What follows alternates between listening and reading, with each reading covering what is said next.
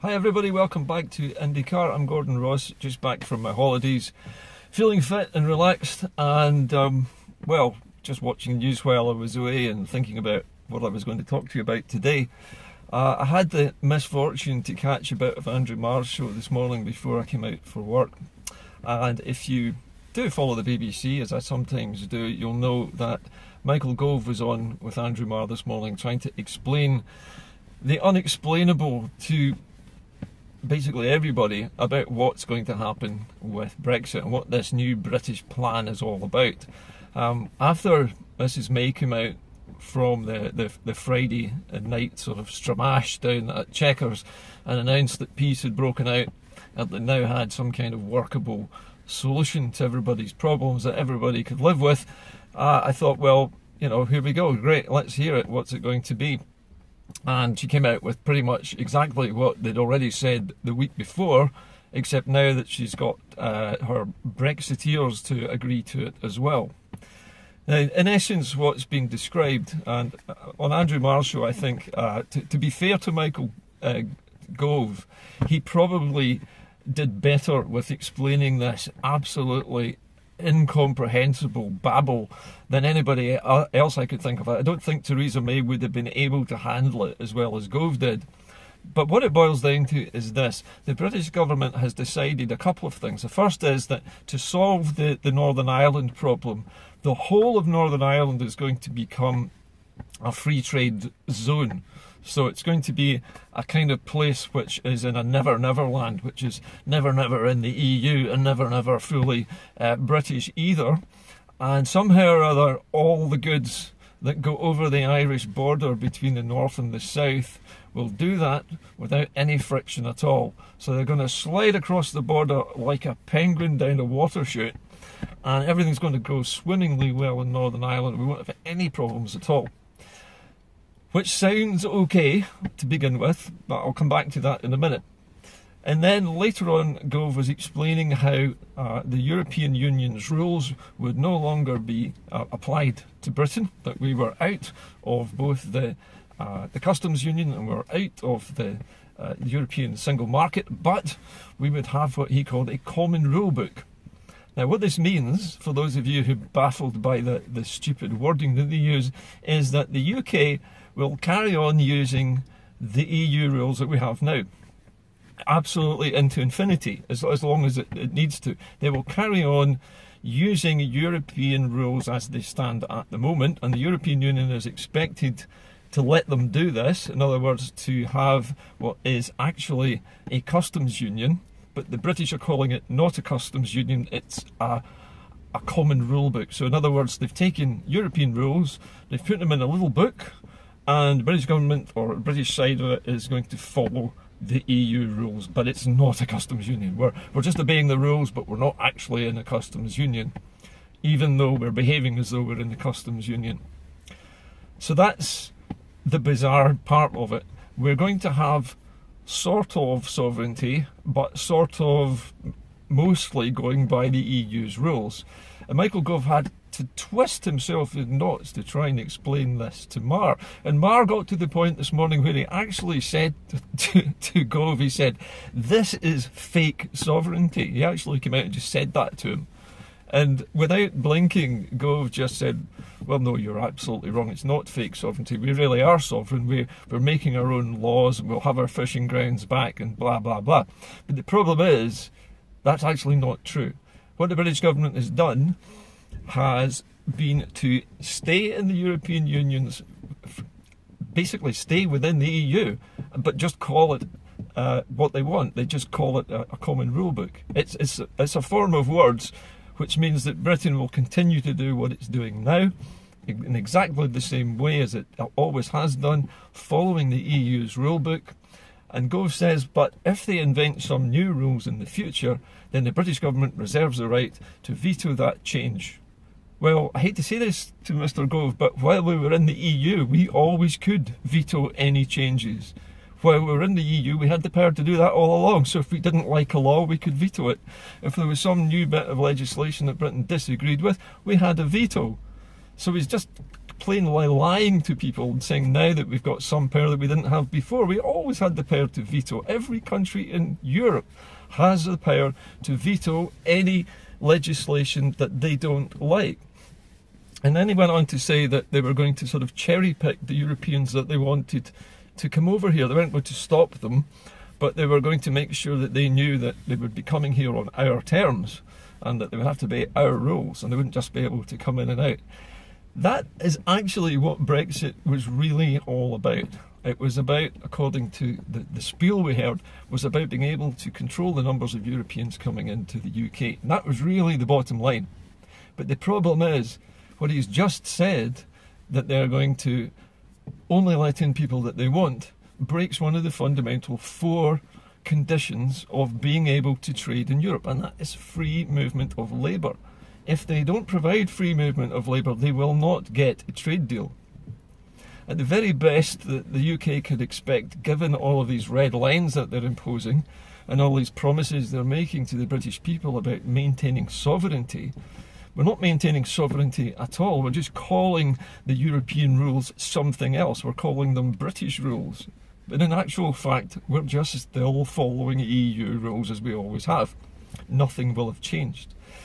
Fundamentally, there is another problem, which is if Northern Ireland becomes a free trade zone, then Scotland needs to become a free trade zone, and Wales needs to become a free trade zone as well, and England needs to become a free trade zone, because Northern Ireland, the DUP said that they did not want to be treated any differently from other parts of the UK, and yet that's precisely what Theresa May and her cabinet is doing with Northern Ireland. They're going to turn Northern Ireland into the only part of the United Kingdom where you can import and export into and out of the EU without any border checks. It'll be the only place in the UK where you can do that.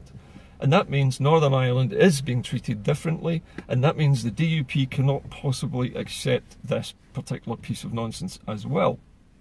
Now, at the top of the show I said, what's the difference between our sovereignty in Scotland and the sovereignty of British Brexit? Well, it's simple. Last week, there was a motion put down by the Scottish, the SNP MPs at Westminster for there to be an acceptance of Scotland's rights, if you like.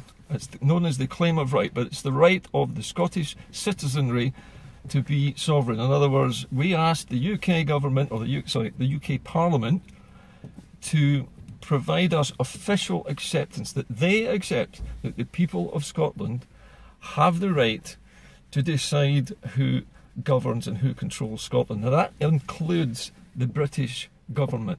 It means if we don't like the British government, we can tell them to sod off and we can put our own government in place here in Edinburgh, which is precisely what independence is about.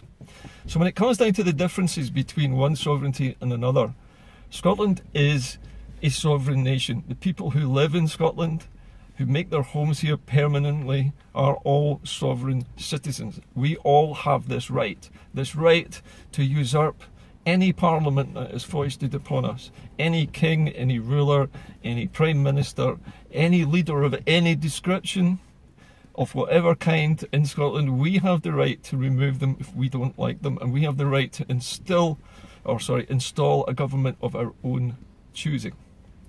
When you go down and look at the Brexit deal and this sovereignty that Gove is promising, this is a fake sovereignty. For once in his life, Andrew Marr was actually correct in calling it what it is.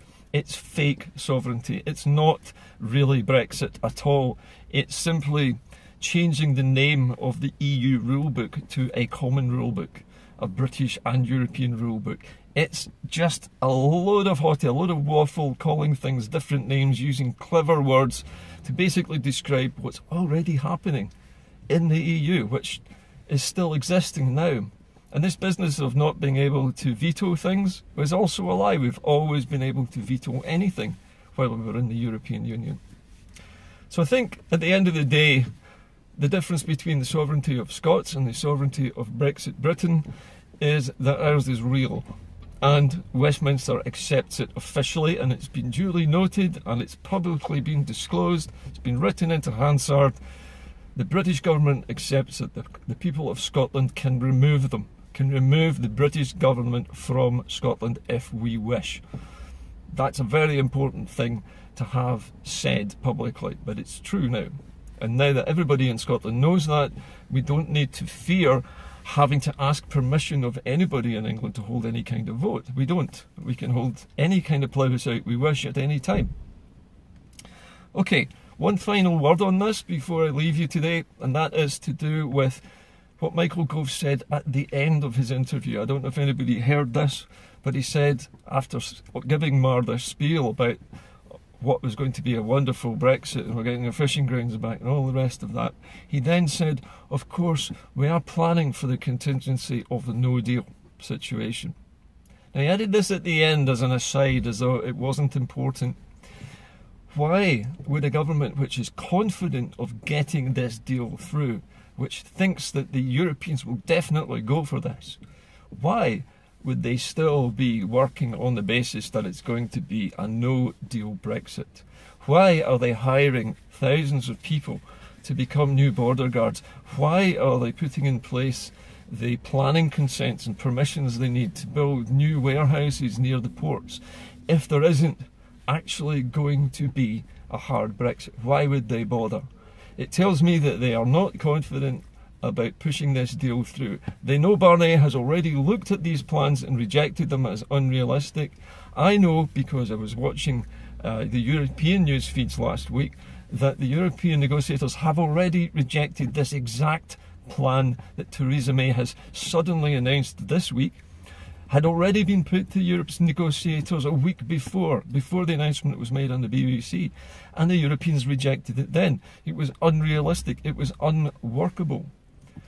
And now Gove, at the end of his interview, says, and of course, we have to prepare for this contingency that we might have to walk away if this deal isn't accepted. And I think perhaps that is the most telling thing of all.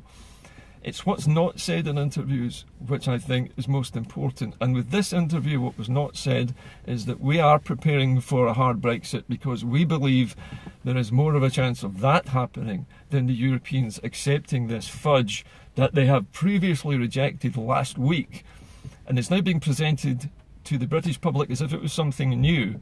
But in fact, all they really were presenting was Theresa May forcing her cabinet to agree to try this last-ditch attempt to get this fudged deal, this sort of fake sovereignty that Mar was accusing him of. That's what the situation is. Either the Europeans accept this fake sovereignty, or we walk away empty-handed.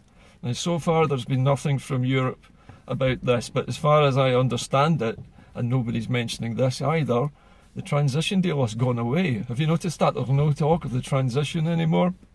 And that's because the transition deal has been taken off the table. As promised, the Europeans said, if you haven't sorted the Irish problem to our satisfaction, then you will not have a transition period. And the government plainly has not satisfied the European Union on that. So I think we can probably say with reasonable certainty that there is not going to be a transition, and the chances of this cobbled together fake sovereignty deal going ahead are slim to none, and the British government is actually preparing now for a no-deal Brexit where we are nobody's friend and we get nothing, and on the 29th of March we hit the wall. We hit the Brexit wall, or we hit the cliff, whatever you want to call it. But it's looking more likely now, and this is just my own opinion, that we're heading for a no deal.